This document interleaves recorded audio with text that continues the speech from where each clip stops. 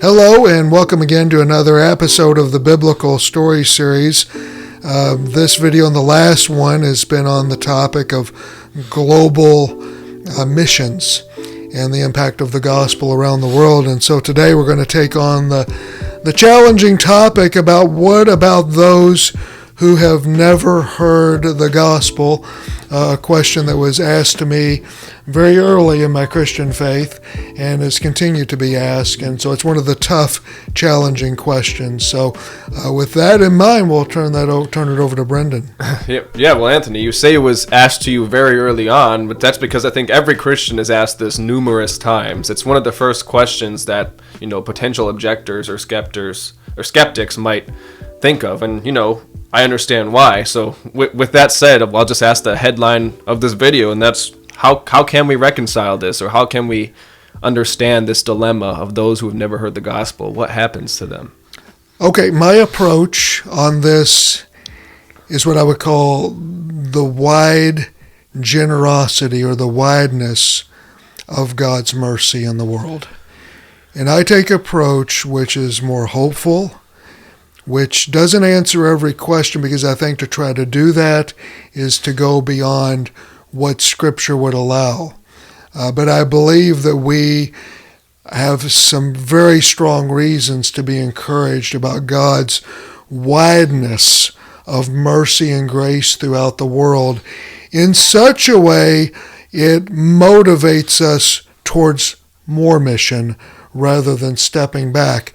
And it's a challenging question. If people come to know Jesus and they have eternal life and they go to heaven through the gospel, but they've never heard, then what is the fate of those people? And so I think the way I approach it, and I think it's the biblical approach, is that there is a wideness and generosity in God's mercy, and we'll explain more of that. Okay. But that's at issue, and that's how I approach the issue in this article. Well, to explain more of that, can you talk to us about the Melchizedek Principle? You write about that in your article. What is the Melchizedek Principle? Well, let me go back a little bit further and just explain the heart of Jesus on this. Okay, so I'm going to step back a little bit. Jesus, it was a few days before he was about to be crucified, and he told this story. He said, "The kingdom of heaven is like a king who prepared a wedding banquet for his son." Mm-hmm. So the king is representative of the Father, the Son is representative of Jesus Christ. Now this is in Matthew 22, verse 2. Verse 3, it says, "He sent his servants to those who had been invited to the banquet to tell them to come, but they refused to come. Then some more servants said, 'Tell those who have been invited that I have prepared my dinner. My oxen and fattened cattle have been butchered, and everything is ready. Come to the wedding banquet.' But they paid no attention and went off, one to his field, another to his business. The rest seized his servants, mistreated them, and killed them. And the king was enraged, and he sent his army and destroyed those murderers and burned their city." So Jesus is referencing the Jews who were invited. Jesus went to his own received them not. He had sent prophets, and so God has reached out to them. They rejected, many of them. And because they rejected and had such hatred, then the result is death, not by God's choosing, but by their choosing. But Jesus goes on, and he doesn't stop the part. God doesn't get angry. He doesn't stop and say, "Okay, I'm not doing this anymore." He says the party's going to continue. So in verse 8 he says, "Then he said to his servants, 'The wedding banquet is ready, and those I've invited did not deserve to come. So go to the street corners and invite to the banquet anyone you find.' So the servants went out into the streets and gathered all the people they could find, the bad as well as the good, and the wedding hall was filled with guests."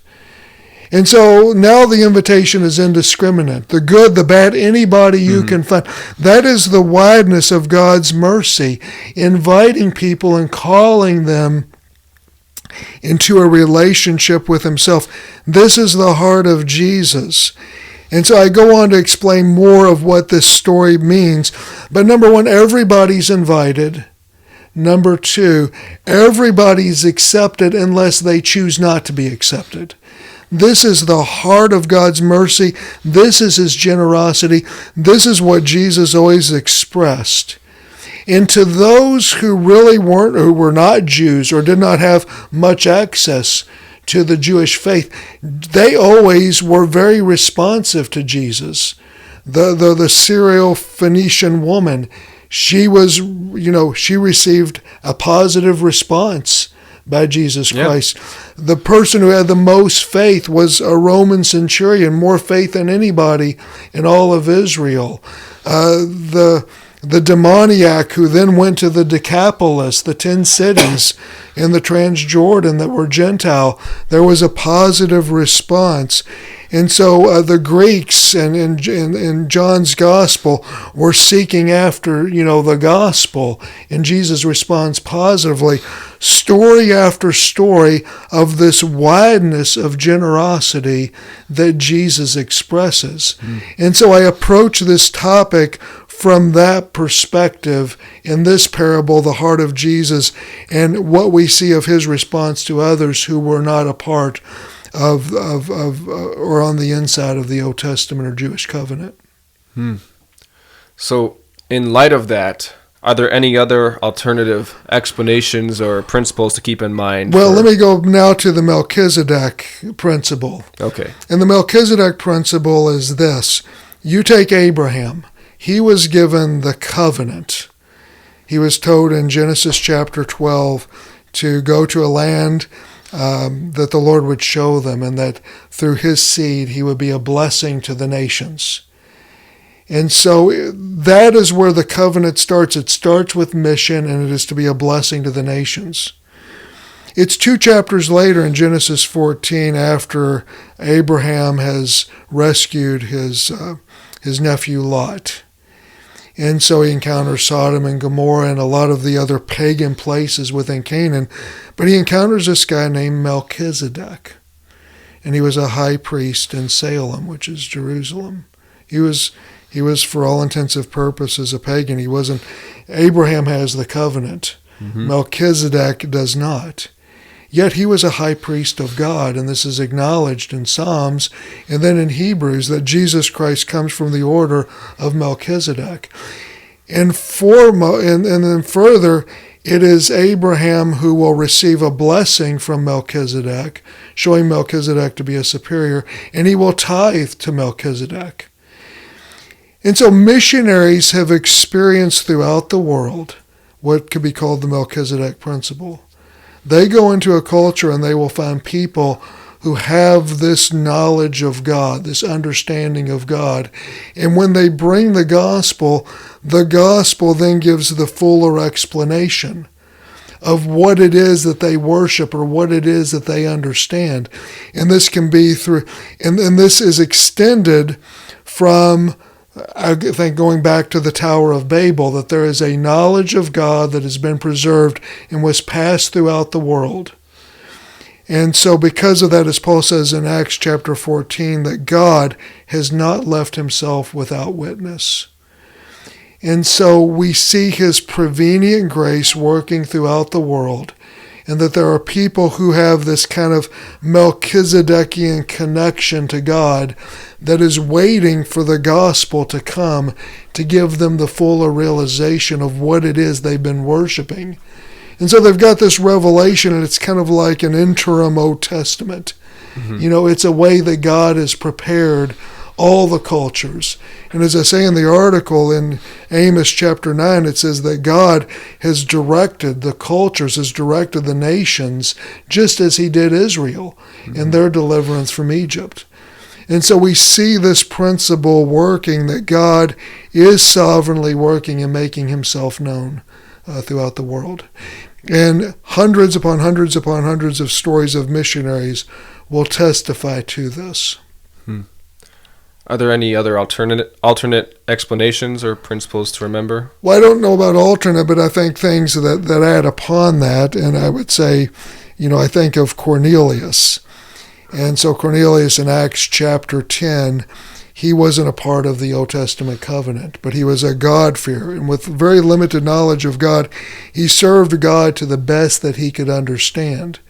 And God saw that and acknowledged that.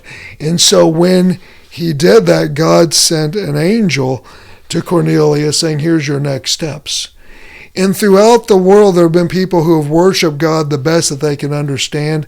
And then they will say a prophecy, a vision, a dream.